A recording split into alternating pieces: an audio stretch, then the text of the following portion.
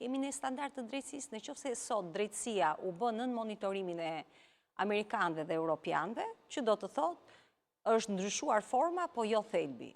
Ne shohim që me hartën gjyqësore të re që u bë, janë rreth 70.000 dosje në gjykatat e apelit për njerëzit e thjeshtë. Standard nuk do të thotë që fute 5 njerëz të pushtetit i ke futur brenda në burg, dhe kjo do thotë se ke arritur standardet. Problemi është se a ka fije të kadifejnta brenda sistemi gjyqësor që ka lidhje me politikën?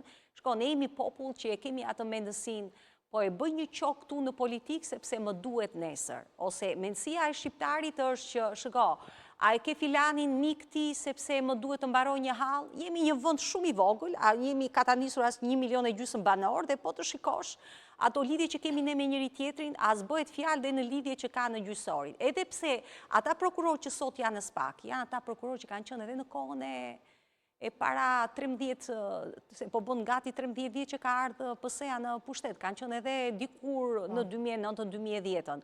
Por ndryshimi vetëm është se me monitorimin që ka dhënë Shtetet Bashkuara të Amerikës, me që është investimi drejt për drejt i tyre, shikoj që ka një lloj pavarësie, por jo plotësisht. Ne shikojmë momentin që, do të japim disa shembull, u arrestua ish presidenti Ilir Meta. Ne e pam në çfarë, ishte grabitje, nuk ishte arrestim. Edhe pavarësisht pengmarrje, sepse po të flasim për standardet e Bashkimit Evropian, e dim shumë mirë gjyqi që u bë Sarkozy dhe mënyrën se si shkoi ai para drejtësisë dhe mënyrën se si pati e curi procesi gjyqësor i Sarkozys. Edhe Sarkozia